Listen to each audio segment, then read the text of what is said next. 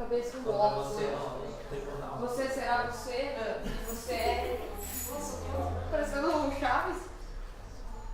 Às vezes acontece comigo. É a hora que vocês quiserem começar, tá?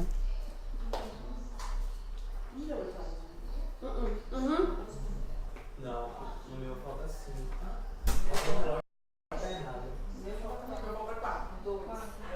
Meu falta 3. Mas ninguém tá adiantando dois, né? Meu falta 6.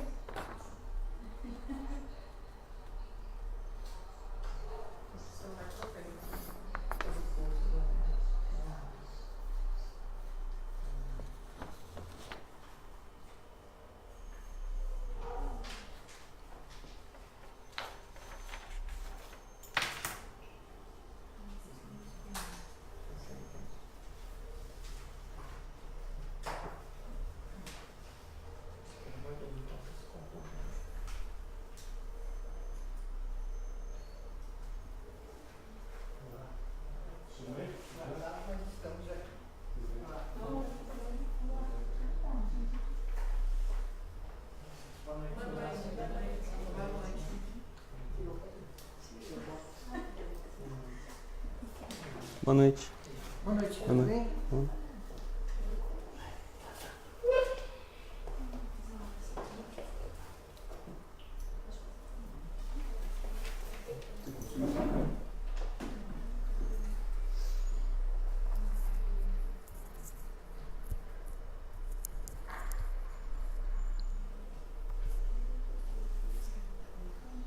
Com vocês, tá, Alexandre? Se vocês quiserem começar, é fazer a prece, né? Boa noite a todos. André, muito obrigado pelo convite que você aceitou. Eu agradeço o convite. A gente fica muito feliz em ter você novamente, né? Vamos já agendando para outras e outras vezes. Gostaria de pedir a todos agora que a gente acalmasse a nossa mente, acalmasse do dia lá fora, né? Conturbado. Elevasse o nosso pensamento, nosso coração até Deus, nosso Pai, a Jesus, nosso Mestre, aos nossos amigos espirituais que estão sempre trabalhando conosco. Pedimos, primeiro nos agradecemos a oportunidade de estarmos juntos mais uma vez, de ter mais um dia de estudo, de ouvir sobre o Evangelho sempre de Jesus, agradecendo ao Senhor sempre. E pedimos, Senhor, que nos abençoe a todos que estão presentes, os que estão nos assistindo e os trabalhadores também que não puderam comparecer hoje. Pedimos então a permissão, em nome de Jesus, para que comecemos a palestra de hoje. Que assim seja. Assim seja. Fique à vontade. Obrigado. Agradeço novamente o convite. Alegria estar com vocês aqui.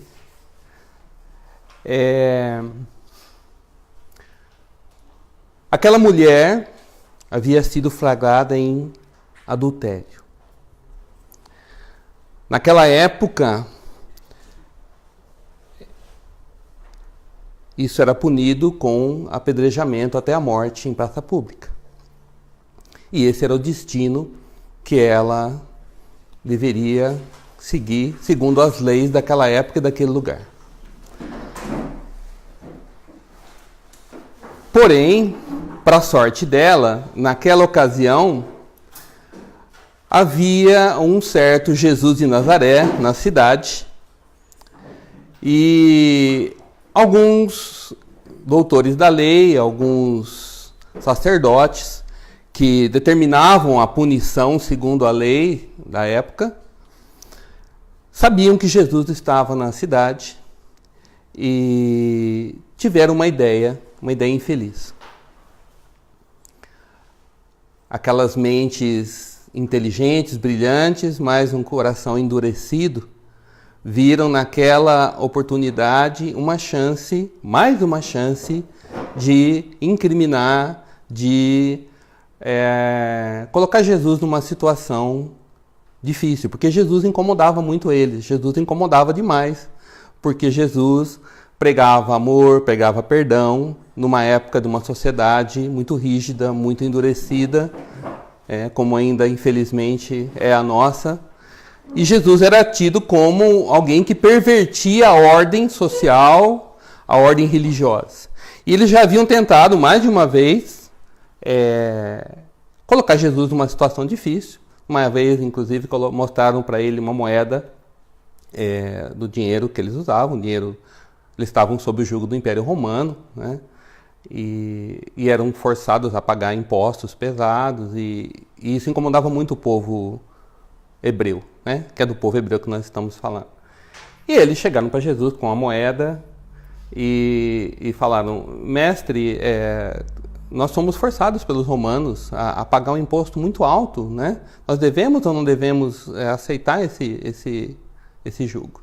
E Jesus, pegando a moeda, com a sua sabedoria, a sua tranquilidade de sempre, mostrou de quem é essa face na moeda. E é de César. Então, dai a César o que é de César. E naquela vez também eles não conseguiram incriminá-lo. Mas dessa vez eles acharam, dessa vez ele não tem escapatória. Por quê? A lei mandava que a mulher fosse apedrejada. Mas, obviamente, todos os ensinamentos de Jesus iam contra isso. Então, aquelas mentes pensaram o seguinte: vamos apresentar essa mulher para Jesus Cristo, para o dito Messias, e colocá-lo diante dessa situação.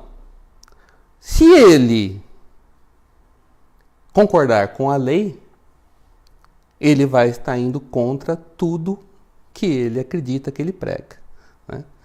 Se ele for contra a lei, não, vamos perdoar, vamos ser compreensivos com ela, ele vai ser passível de punição, certo? Então eles acreditavam que dessa vez eles tinham conseguido colocá-lo numa situação sem saída. Porque eles criaram uma situação na mente deles sem saída de intolerância versus tolerância.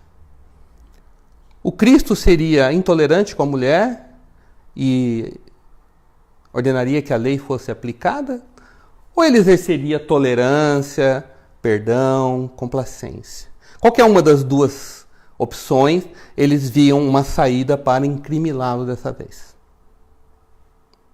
Esse conflito entre tolerância e intolerância, ele é muito atual nos nossos dias. Uma época que nós vivemos de muito medo, de muita incerteza, e o medo é um mau conselheiro, né? E as pessoas muitas vezes,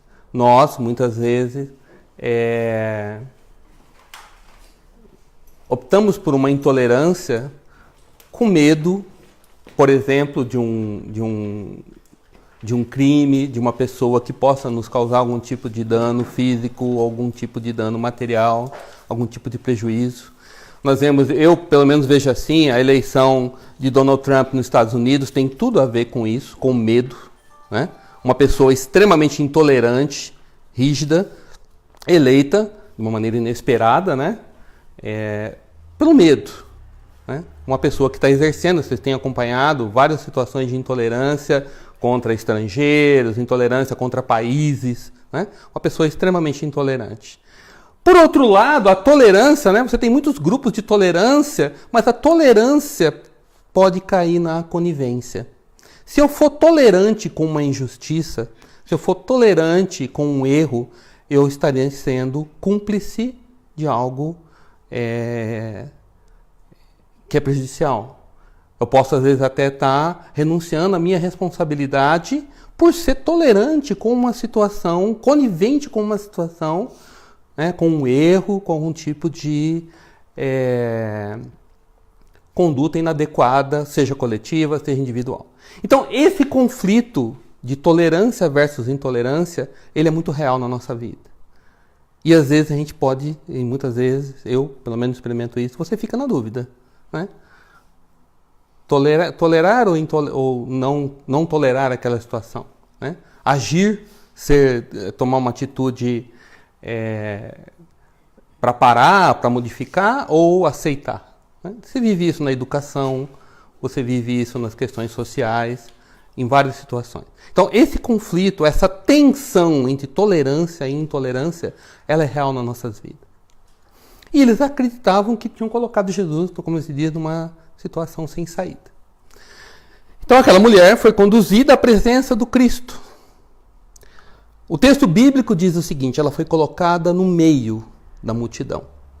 Então, se você imagina aquela multidão enfurecida, com pedras na mão, aquela mulher no meio daquela multidão,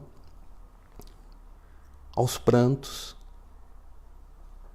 desesperada, diante de uma possível morte terrível, o pavor estampado no rosto daquela mulher, a multidão enlouquecida, prestes a apedrejá-la, e eles a colocam na presença de Jesus. Mestre, essa mulher cometeu adultério. A lei diz, a lei manda que ela seja apedrejada até a morte. Que dizes tu? O Cristo, ouvindo aquela frase, permanece em silêncio. Ele se agacha e começa a desenhar na areia. Escrever na areia. E aquela situação... às vezes eu penso que a gente lê o Evangelho, né? A gente às vezes não se permite ou não busca sentir, vivenciar realmente a intensidade daquela experiência que foi a passagem do Cristo na Terra. Só de imaginar essa situação, a força, a energia, a tensão de uma situação como essa, se a gente parar para imaginar, hoje, né, embora às vezes aconteça, mas é muito raro, graças a Deus, uma situação como essa, e a lei jamais vai mandar que alguém seja apedrejado em praça pública até a morte, mas naquela época isso era normal. Era normal, era uma coisa que era comum de acontecer. Então aqueles homens, aqueles doutores da lei, insistiam com o Cristo, e o Cristo desenhando na areia, né, com o dedo. E a gente nunca vai saber o que foi que ele escreveu na areia, né? Não foi registrado. Mas Emmanuel, quando ele comenta essa passagem, Emmanuel faz uma leitura espiritual do ato de Jesus escrever na areia, na terra. Emmanuel fala, Jesus estava dando uma lição desde aquele momento. Ele estava dizendo, o seu caminho na terra, a nossa caminhada na terra, nossa maneira de caminhar na terra, deixa um risco no chão, deixa uma marca. Então ele estava dizendo para aqueles homens de uma maneira silenciosa, que marca você está deixando agora? Imagine a questão kármica de você se dirigir ao Cristo naquela circunstância, daquela forma, né? Então ele já estava naquele silêncio, naquele ato, ensinando aqueles homens, o que vocês estão fazendo? Olha o que vocês estão escrevendo na vida de vocês, ao trazer essa mulher aqui, a colocar essa situação para mim. Mas, obviamente, eles não tiveram a maturidade, o entendimento daquele ensinamento do Cristo, e continuaram a questionar, mestre, Rabi, o que você diz? Diante dessa insistência, então, finalmente o Cristo se levanta e profere a famosa frase, quem dentre vós estiver sem pecado, que seja o primeiro a lhe atirar uma pedra.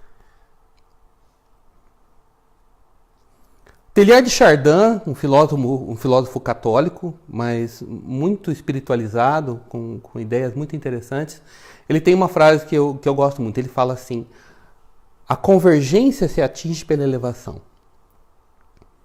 É pela elevação que se atinge a convergência. Se eu tenho um conflito, no nível do conflito eu não acho solução. Eu preciso me elevar acima. Eu preciso me elevar para que haja convergência. Eu preciso subir. E foi isso que o Cristo fez. O Cristo transcendeu esse conflito entre tolerância e intolerância. Ele transcendeu essa contradição, se elevando acima e dizendo empatia. Empatia é o que está dizendo essa frase. Quando eu me pergunto, quando ele pergunta isso, ele provoca um efeito de empatia naquelas pessoas. Se coloque no lugar dela. Você nunca pecou? Porque empatia é isso, né? Não vai dar para ler, eu vou ler para vocês.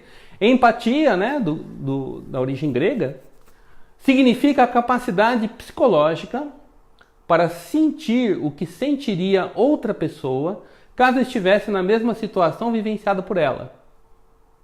Consiste em tentar compreender os sentimentos e emoções, procurando experimentar de forma objetiva e racional o que sente o outro indivíduo.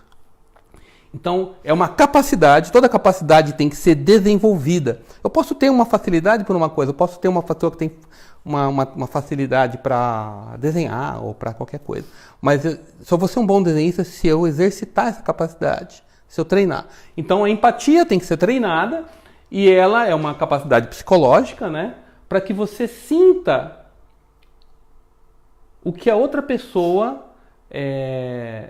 está sentindo naquele momento. Eu me colocar no lugar do outro. Foi isso que Cristo propôs quando ele disse empatia.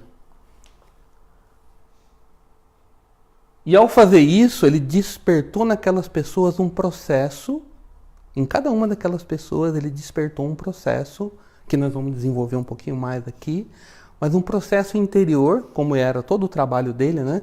Um processo de despertar uma transformação, uma mudança interior. Por quê? Porque no momento que ele falou isso, o que aconteceu?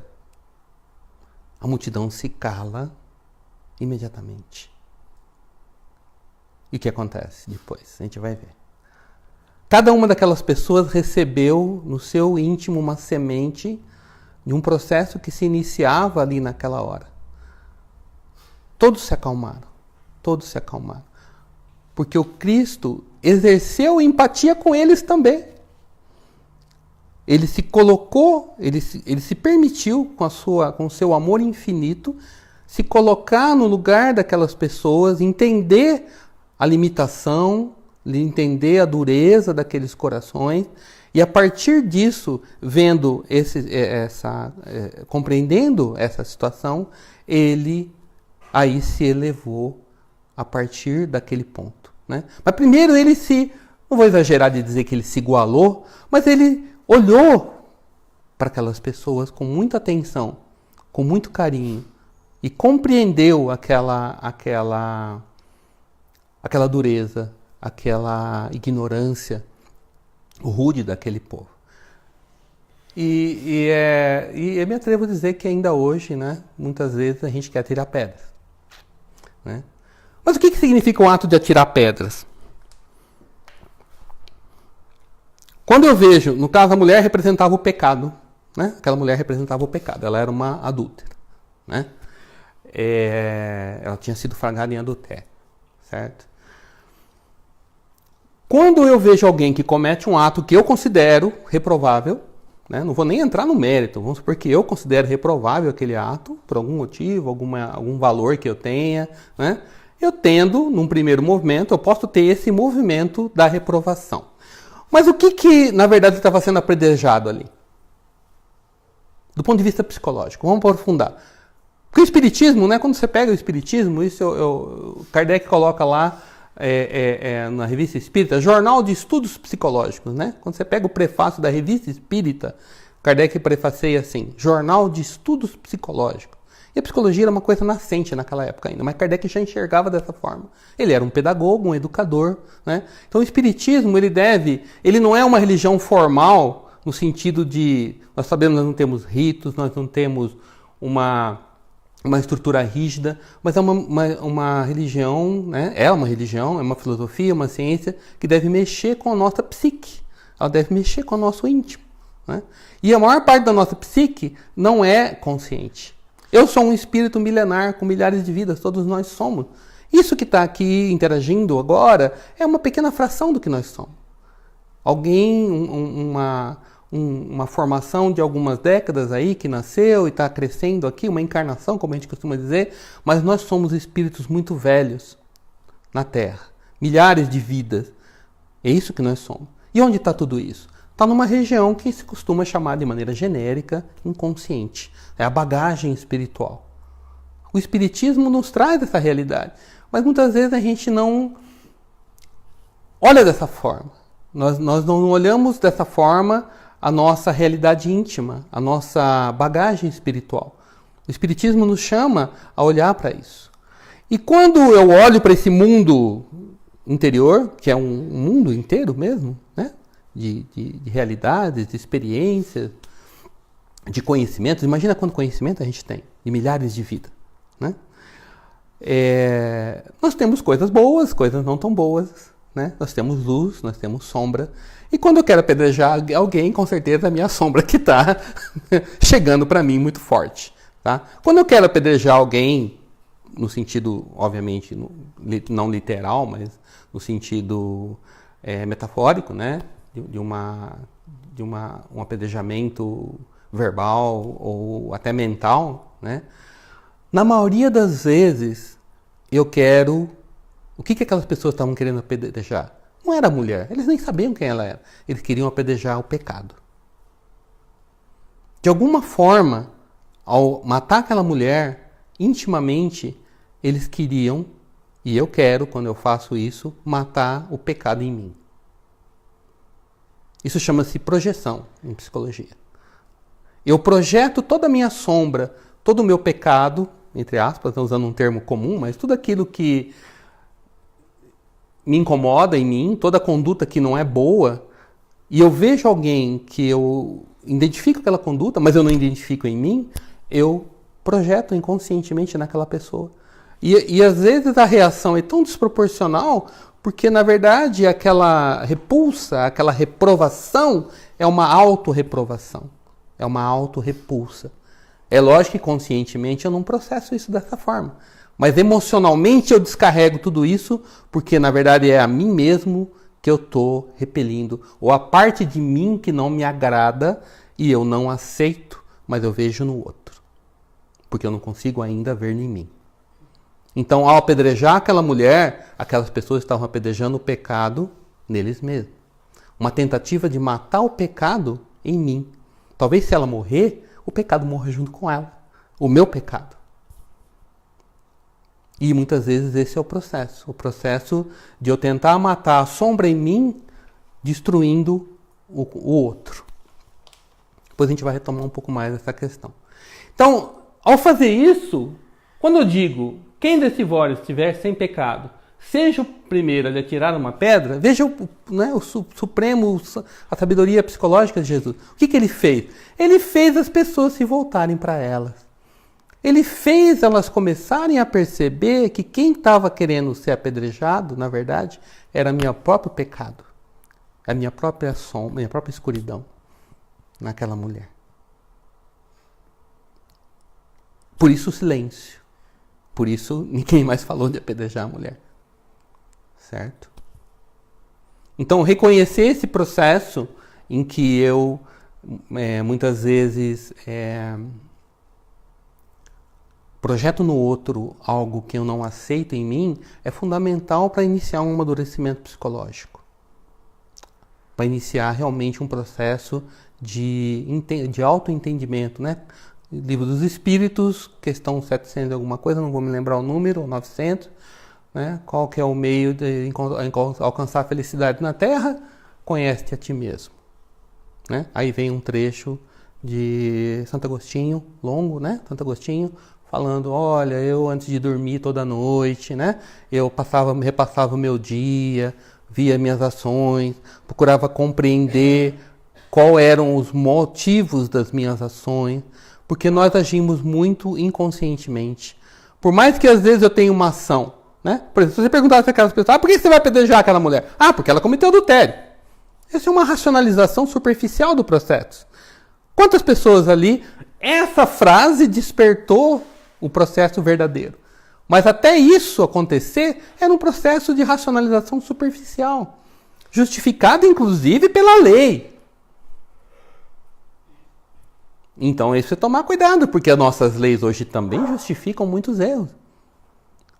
A régua de Deus não é a régua dos homens. A lei permite, A lei me permite beber, me permite fumar, né? Não é certo? Não posso, certas drogas são proibidas, mas será porque a lei dos homens permitia apedrejar aquela mulher naquela época? O que a lei permite hoje? Quantas vezes a gente não se esconde atrás da lei? Mas quando chegar a hora do acerto, tá? A régua de Deus é outra. Então, nosso processo muitas vezes é de justificativa. Não, isso é legal, né? É legal, é permitido, certo? Porque eu não tenho consciência, e não quero ter, na maioria das vezes, do processo interno meu que está me levando àquele ato. Tá? Então, quando se fala conhecer a si mesmo, na visão espírita, é ter coragem de olhar para esse mundo interior com amor, com ajuda, né? Faz uma oração antes, pede ajuda, anjo da guarda, né? E começa a olhar para esse mundo, começa a perceber esses processos interiores, essas sombras, né? Porque sombra é o nome que as pessoas... sombra. Por que é uma sombra? Por que uma coisa está na sombra? Simplesmente eu não consigo vê-la. O que está na sombra é algo que eu não consigo enxergar, porque não tem luz. Quando eu trago para a consciência, eu trago luz, eu ilumino aquilo. Não precisa ser uma coisa ruim, sabe? Alguma coisa que está na sombra pode ser uma coisa até boa, né? Por exemplo, eu posso ter um dom que eu não quero exercer e eu nego aquele dom, eu nego aquela habilidade. E ela permanece na sombra para mim. Por algum motivo, por medo, ou por orgulho, eu não quero exercer aquele dom. Aquele dom permanece na sombra. A hora que eu iluminá-lo, ele vai ser uma coisa boa na minha vida. Então, sombra não quer dizer coisa ruim, tá? É alguma coisa que está no escuro, que eu não quero ver. Certo?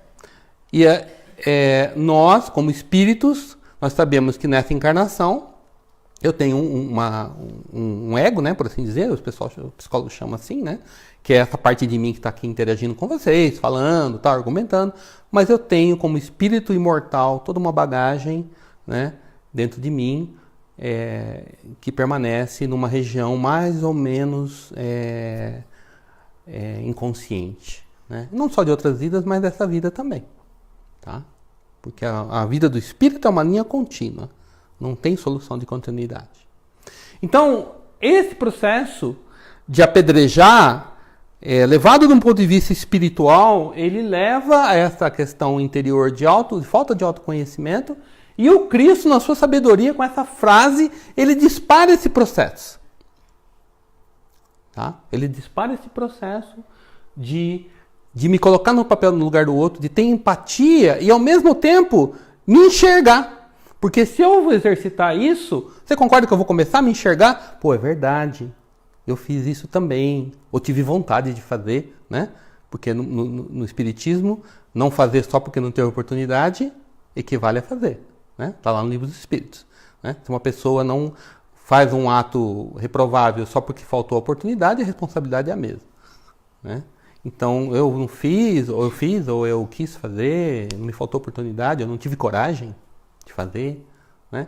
Então, essa sabedoria, esse poder de síntese e penetração psicológica espiritual do Cristo numa única frase simples como essa. Né? Mas, a empatia, se eu conseguir exercer empatia, vamos supor que aquelas pessoas, né, alguma delas ali naquele momento conseguiu dar esse salto. Ou que eu consiga no meu dia a dia, diante de uma situação supostamente reprovável, eu consigo exercer empatia, eu me coloco no lugar do outro, eu procuro sentir como o outro está sentindo naquela situação. Qual que é o próximo passo? Quando eu consigo exercitar empatia, o que surge de mim?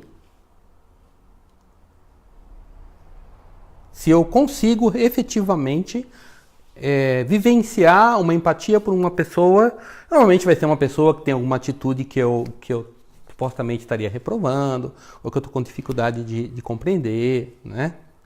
Se eu conseguir exercer empatia verdadeiramente, vai surgir um sentimento de compaixão pela pessoa. Tá? A verdadeira empatia, apoiada no sentimento que o Cristo está propondo, ela vai gerar inevitavelmente compaixão.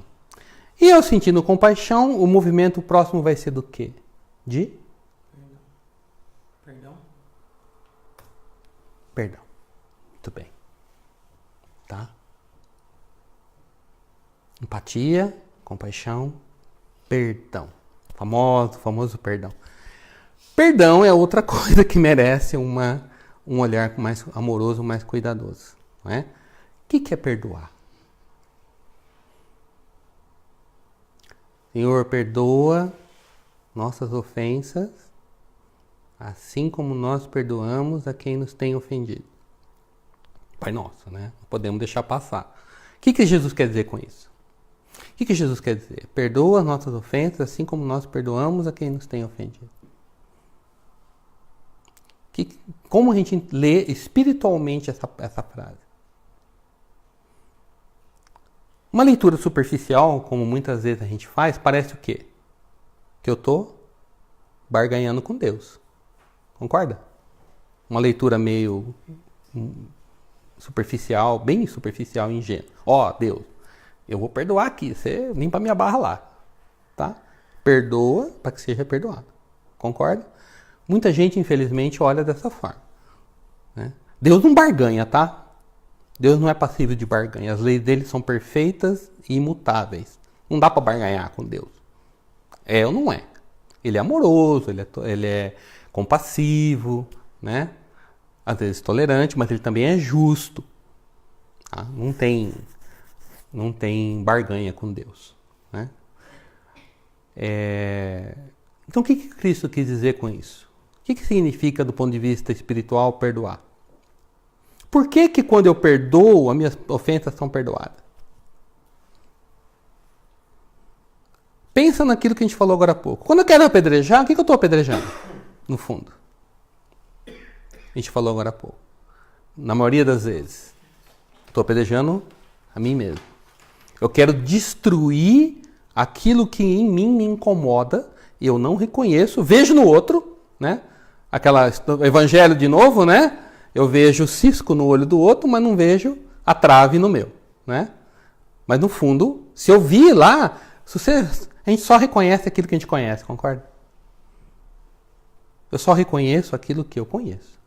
Aquilo que eu não conheço, eu não reconheço. Se eu estou reconhecendo no outro, é porque eu conheço aquilo. Né? Tem uma frase, que não é Jesus, mas eu acho muito bonita, eu não vou lembrar agora de quem é, muito sábia, ele diz assim: nada do que é humano me é estranho. Nada do que é humano me é estranho. Porque a gente já é humano há um bom tempinho. Então nada, talvez algumas coisas eu já optei por não fazer mais, né? Decidi não fazer mais, mas não me é estranho.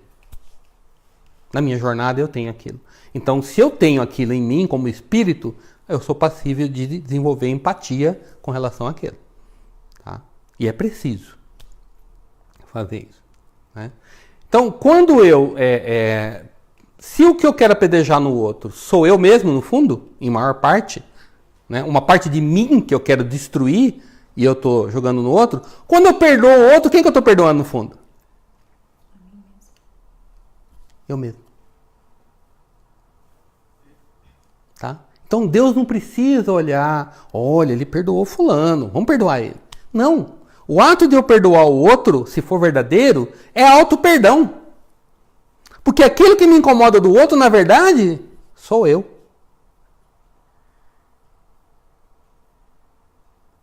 O perdão verdadeiro da ofensa alheia é auto-perdão. O mundo interior, por que causa tanta paz perdoar?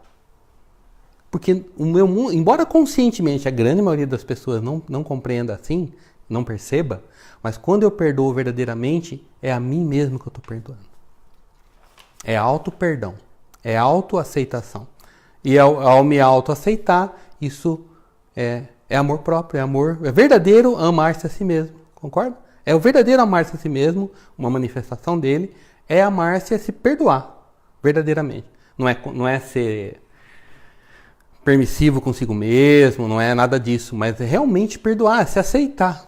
Então, quando eu tenho empatia, compaixão e decido perdoar o outro, no fundo é a mim mesmo que eu estou a perdoar. Por isso que é tão bom. E por isso que o primeiro beneficiado sempre quem é? Eu. Tá? Essa é a sabedoria que está por trás. Não é barganha com Deus. É um movimento espiritual de autoconhecimento, de autoaceitação. Através do outro. Por isso que a gente tem que viver em sociedade. Onde 2 ou mais se reunirem, lá estarei. Por que 2 ou mais? Porque eu preciso de 2 para ter esse processo, pelo menos. Tá? Porque Jesus sabe que no nosso nível evolutivo, eu preciso do outro para me enxergar.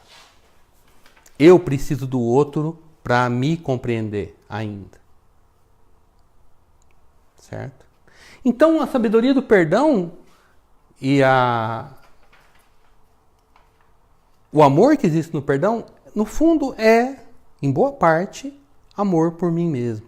Por isso que quando eu perdoo, eu estou sendo perdoado. Na verdade, eu estou me perdoando, porque Deus precisa me perdoar? Deus já se ofendeu alguma vez? Não. Quem que se perdoa no fundo? Eu mesmo. Eu tenho que chegar a um acordo com as leis de Deus, né? Nesse equilíbrio. Então, esse é o sentido espiritual dessa frase do Evangelho, né? Do Pai Nosso. E perdão, então, sendo esse processo de aceitação, de compaixão pelo outro e por mim, também tem aspectos, outros aspectos, né? Por exemplo, perdão não é esquecimento, é entendimento.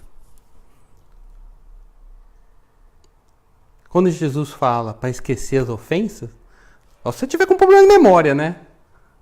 Só se você tiver com problema de memória.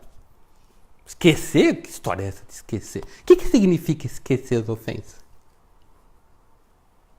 O que Jesus quer dizer quando ele diz isso? Esquecimento das ofensas. Você esquece? Ah, nossa, será que ele fez isso para mim mesmo? Não. Por que esquecer? Quem se arrisca a falar? A dar uma sugestão. O que significa esquecer uma ofensa? É entender. Por que esquecer? Alguém fez alguma coisa para mim, tá? Eu fico lá remoendo. Tô lá trabalhando, mas fulano, como é que fulano? Fui deitar à noite, botar a cabeça no travesseiro. Mas fulano, como é que fulano pode fazer isso para mim? Né? Eu consigo parar de pensar naquilo? Eu consigo esquecer? É nesse sentido. Não é esquecer o que aconteceu. É ser capaz de parar de pensar naquilo. Porque a gente, às vezes, não consegue. Tem pessoas que guardam uma vida inteira uma mágoa. Às vezes, aí lá, às vezes a pessoa está conversando, 20 anos depois, surge uma situação assim meio momentosa, mas aquela vez você não sei o que, não é? Esqueceu? Não, estava lá, o bichinho corroendo lá, né? Isso que é esquecer. Não é não lembrar que não aconteceu, é ser capaz de ter paz com aquilo. Isso que é esquecimento, não é ter problema de memória, certo? Psicologicamente isso é entendido também, né? Eu gero um complexo. Na nossa estrutura perispiritual está registrado tudo o que aconteceu com a gente. Tá? Isso é necessário para que eu possa fazer o quê? Evoluir, certo? Se eu tiver que repreender tudo toda vez, eu não evoluo, tá? Então meu coração bate sozinho, meu olho pisca meio que quase que automaticamente, eu respiro. São processos automáticos que foram incorporados pelo processo evolutivo, no nível biológico. Nós estamos na fase de incorporar o que agora? O amor, perdão, né? Estamos tentando incorporar processos morais, né? Certo? Então eu quero incorporar, eu quero ser bom, eu quero ser humilde naturalmente, eu quero ser perdoar naturalmente, né? Só que esse mecanismo de incorporação, às vezes no nosso estado evolutivo, a gente usa ele contra nós. É um mecanismo muito esperto, que foi criado evolutivamente, para que eu possa incorporar processos inconscientes, não é? Quando eu aprendo uma coisa, aprendi a dirigir, é o exemplo que todo mundo usa, né? Você quer começar a dirigir, não, pisa na embreagem, é hora de mudar a marcha. Aí passa uns 20 anos, você está conversando, tal, dirigindo, não é? Você incorporou, você automatizou aquilo. É um mecanismo para a evolução. Agora, se eu incorporo a raiva, se eu incorporo o ódio, o rancor, a inveja, tá? Eu usei um mecanismo que foi dado a mim por Deus para minha evolução contra mim. Tá? Então eu gero um núcleo, um complexo, um núcleo energético, um espírito que consegue ver, ele olha no perispírito e ele vê, tem um redemoinhozinho aqui de ódio, tem um redemoinho de mágoa aqui. Assim como tem um de amor, de alegria, né? Não vamos falar só das coisas ruins. Né? Eu não gosto, às vezes, de palestra espírita, porque eu só falo das coisas ruins. É que eu peguei nessa linha aqui, a gente está falando de perdão, e a gente está falando bastante dos problemas, tá? Mas também as coisas boas são incorporadas. Tá? E a natureza, o universo, ele compactua com o quê? Com o bem. Tá? Então o bem é muito mais facilmente incorporado do que o mal. Certo? Como que Jesus colocou essa frase? Né? O amor cobre a multidão de pecado. Certo? O amor, ele cobre a multidão de pecado. Então o universo gosta de incorporar coisas boas, mas a gente ainda, né, incorpora coisas ruins. Aí você forma um núcleo, uma energia psíquica que fica estagnada na região do perispírito, né, uma manchinha negrinha lá girando, e de vez em quando ela olha pra gente e grita, fulano, fulano, tá? Aquela energia psíquica está aprisionada ali naquele processo. O que eu tenho que fazer? Liberar aquela energia. O que o perdão faz? Ela libera aquela energia para ser usada em outros processos. Tá? A energia do perdão, quando eu perdoo, aquele núcleo se desfaz, a energia psíquica que estava acumulada ali é liberada para processos de criatividade, de amor, de alegria. Né? Então, esquecer é simplesmente desestruturar esses núcleos que estão fixos na estrutura perispiritual. Né? E que refletem, obviamente, no espírito também. Não são da essência, porque a nossa essência é divina. Nada que é ruim atinge a essência, porque nós somos filhos de Deus. Mas a gente carrega um monte de lixo pendurado, né, na nossa essência. E esses lixos são essas coisas que precisam ser eliminadas. Então, como que eu elimino? É esquecendo? É pelo esquecimento? Não, é pelo entendimento. Como que eu chego no entendimento? Primeiro, empatia. Tem que me colocar no lugar do outro. Isso vai gerar compaixão. Essa compaixão, o desejo de perdoar, e o perdão, no fundo, é entendimento. Entendimento do outro e de quem? De mim. Tá? Sem entendimento verdadeiro, não existe perdão. Não existe dissolução da estrutura do complexo de ódio, de rancor, de mágoa, de tristeza. Ou tristeza, não, gente? Como a gente se pega na tristeza hoje? Alegria divina, às vezes, é difícil chegar na gente, né? Mas tudo é alegria. Deus é alegria. Aleluia, né? Nossos irmãos falam. Aleluia, eu acho tão bonito quando eles falam aquela... Né? O espírito, às vezes, é meio secão. Coisa. Aleluia, né? É uma coisa tão bonita. O universo é amor, é alegria. Sintonizar com isso é fundamental. Cristo era um homem alegre, é uma pessoa... Não era um homem sisudo e sério. Era um homem alegre, contente, feliz. Né? Os espíritos na literatura, na Boa Nova, né? Tem aquele livro bonito, chama Boa Nova, conta umas passagens do Cristo de uma maneira mais estendida. Jesus era uma pessoa alegre, uma pessoa de bem com a vida, certo? Então, nós temos essa tendência de formar esses núcleos de energia doentia. E às vezes a gente se identifica com eles, né? E a gente deixa de se amar porque se identifica com esses núcleos. Eles não são nós. Nós não somos as nossas emoções. Nossas emoções são usadas por nós, pela nossa essência. Nossa inteligência, nossas emoções, nosso corpo, né? São instrumentos. Tá? Então, e pensar assim favorece o auto-perdão, a auto-aceitação, o entendimento nosso e do outro. Tá? Então, perdão é entendimento. E perdão também é responsabilidade. Um exemplo muito poderoso disso é Cristo na cruz. Senhor, perdoai-lhes, porque eles não sabem o que fazem. O Cristo pede a Deus o perdão para aquelas pessoas que estavam crucificando ele ali, mas ele emenda uma justificativa, porque eles não sabem o que fazem. Ele não pede perdão no vácuo. Ele entende a pessoa e assume a responsabilidade. Eles não sabem o que fazem. Ele justifica. Ele é responsável com o pedido de perdão. Quando eu peço uma graça, né, como nossos irmãos também costumam dizer, eu tenho que assumir a responsabilidade da minha parte daquilo. Pedir é fácil, eu estou disposto a assumir a responsabilidade da minha parte com aquilo, né? Perdão também, o perdão verdadeiro, ele é responsável, ele se importa com o outro, ele entende o outro e sabe por que o outro pode ser perdoado naquele momento. E é um processo ativo, né? Não é um processo estático, estagnado, é um processo dinâmico de entendimento e de responsabilidade para com o outro. Eu não perdoo para me livrar. Eu perdoo para entender, para amar, para compreender, para interagir, né? Muitas vezes as pessoas... eu perdoei, mas não quero ver mais na minha frente. Isso é perdão? Não, eu quero me livrar da pessoa, na verdade. Isso é responsabilidade? Não. Não é um perdão com responsabilidade? O Cristo na crucificação dá o exemplo máximo dessa responsabilidade. Mesmo perante Deus, Ele, pedindo perdão, Ele não deixa de falar, o motivo é porque eles são ignorantes. Por isso você tem que perdoar. Perdoa porque eles não sabem o que eles estão fazendo. E não sabiam mesmo, é claro, né? Não sabiam o karma que estavam preparando. Não tem paz no Oriente Médio até hoje.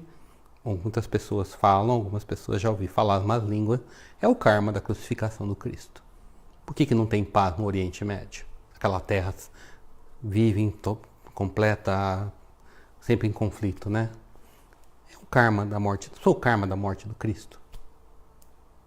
Karma coletivo, né? Karma coletivo é um negócio sério. A gente tem que... Às vezes o espírita não pensa muito nisso, né?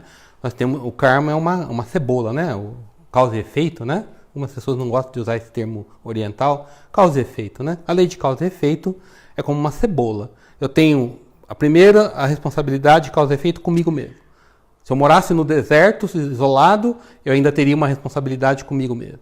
Aí, com as pessoas do meu círculo mais pessoal, família, trabalho, aí a comunidade onde eu vivo, né, minha cidade, meu país, meu planeta, né? Eu tenho várias camadas de responsabilidade e elas reagem sobre mim, né?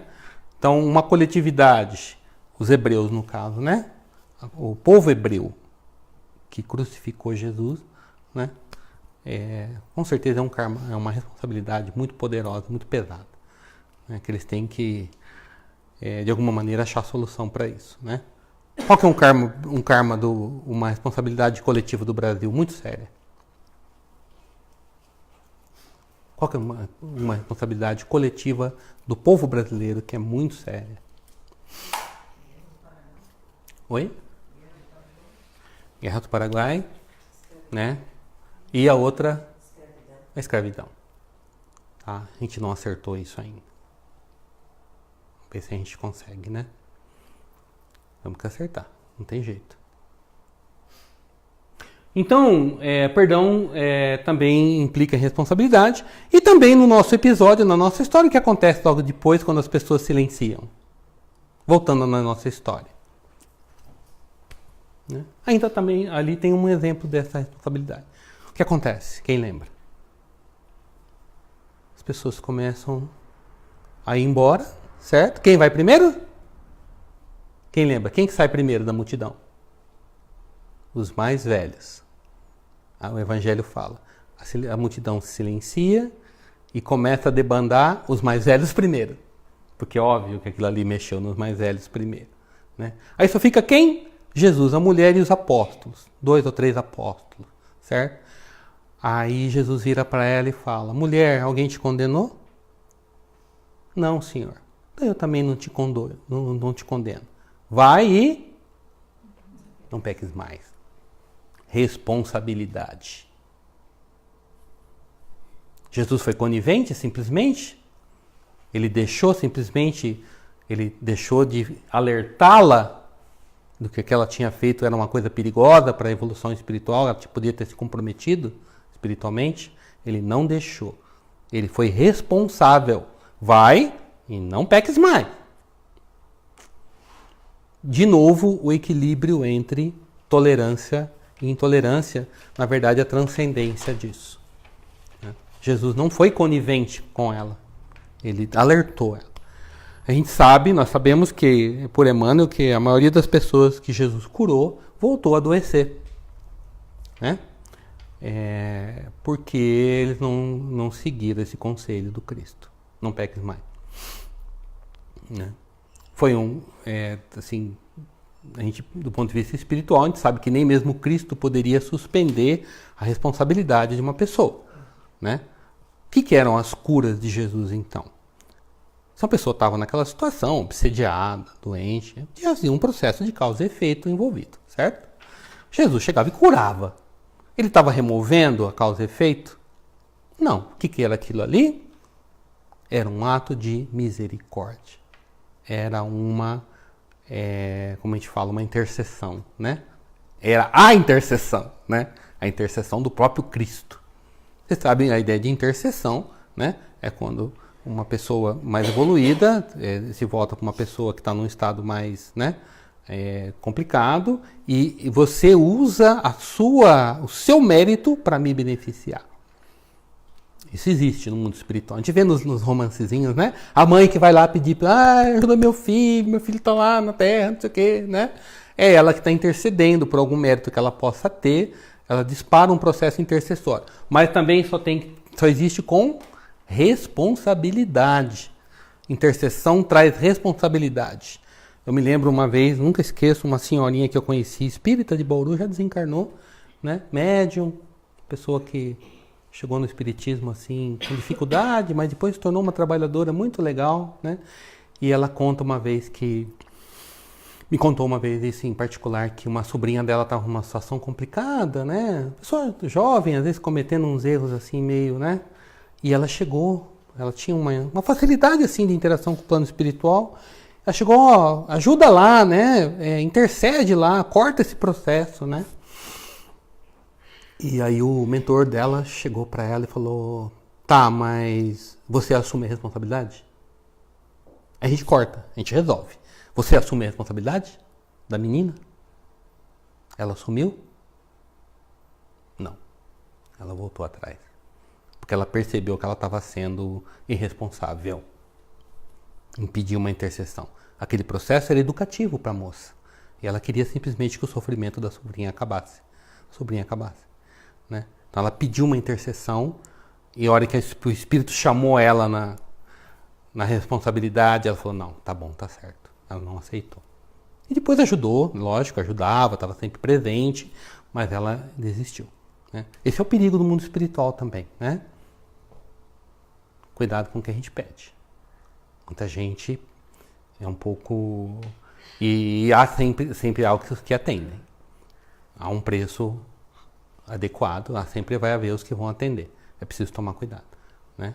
A gente tem que ter responsabilidade quando a gente pede alguma coisa para o mundo espiritual. O próprio Cristo teve responsabilidade. Como a gente vai ser leviano nisso, né? Gente, então com esse final da história, né, Jesus despede aquela mulher, e naquele livro Boa Nova, quando conta essa passagem, os apóstolos... É um alarme. Os apóstolos até questionam ele e tal, e né, no texto do Boa Nova, que é um texto, não sei se vocês conhecem, com Humberto de Campos, se não me engano, né? Em que ele diz: mas você sabe a origem, né? Por que ela caiu no adultério? Aí Jesus desenvolve um pouco, ele com a visão espiritual dele, né? Viu qual foi a situação daquela mulher, que havia todo um contexto de abuso, de desprezo, né? E que ela fraquejou, né? Sem justificar o ato dela, mas havia uma responsabilidade compartilhada. No mundo, raramente as pessoas são responsáveis sozinhas por alguma coisa. Nós somos todos conectados por responsabilidades coletivas. Né? Então, entender isso é importante. A gente perceber a nossa cota de responsabilidade num processo ajuda esse processo de empatia, né? de compaixão, de empatia, de perdão pelo entendimento e com responsabilidade. Estejamos, então, iniciemos o processo pela empatia. Né? como estava escrito agora há pouco, é uma capacidade que deve ser desenvolvida, né? Nós devemos buscar conscientemente esse processo de empatia. Educar o nosso olhar para o outro com empatia, com compaixão, né? E aí dar início a esse processo, né? Para que a gente não precise ouvir isso do Cristo, por assim dizer, né? Porque antes que a vida nos surpreenda de pedra na mão e nós tenhamos que ouvir isso aqui de Jesus. Obrigado.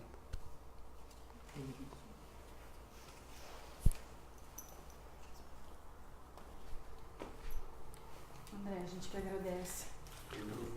Agradeço o convite novamente, é uma alegria de estar sempre aqui. Alegria nossa. Queria agradecer em nome de todo mundo. Você viu que a casa encheu hoje, né? Agradeço a paciência de vocês, o carinho, a atenção, né? Só empresta o microfone um pouquinho, senão o João fala muito alto, né?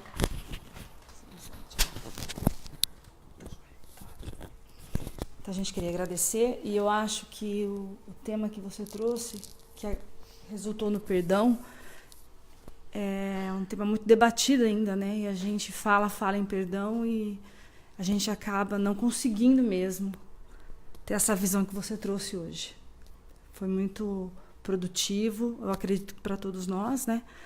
Então eu gostaria que a gente continuasse nessa energia positiva, com o coração, com o nosso coração e nossa mente em Deus, em Jesus Cristo, principalmente, nos nossos mentores espirituais, que nos ajude a colocar o que ouvimos em prática. Que, na verdade, esse perdão é para nós mesmos. Dar-nos, Senhor, a entender o outro, o porquê do outro, o que houve, o que aconteceu. E mudar a pergunta, por que comigo, não é? Para que comigo? O que eu tenho que aprender com isso? Ajuda-nos, Senhor, a colocar em prática esse perdão, esse amor ao próximo. Agradecemos por todos aqui. Peço, Senhor, que abençoe a todos que aqui estão, seus familiares, que essa bênção se estenda aos seus lares, às suas famílias, aos seus filhos, aos seus netos e todos aqueles que precisam. As pessoas que estão nos assistindo também, abençoa, Senhor. Dai-nos a todos nós força, coragem e sempre lembrando da alegria de Cristo, de poder ter a vida para a gente poder evoluir. Agradeço mais uma vez e peço a permissão de Jesus, de Deus, para que terminamos a nossa palestra. Pai nosso, que estais no céu, santificado seja o vosso nome. Venha a nós o vosso reino. Seja feita a vossa vontade, assim na terra como no céu. O pão nosso de cada dia nos dai hoje. Perdoai as nossas ofensas, assim como nós perdoamos a quem nos tem ofendido. E não nos deixeis cair em tentação, mas livrai-nos do mal. Que assim seja. Amém. Obrigada. Agora a gente tem paz, quem quiser participar. Tá?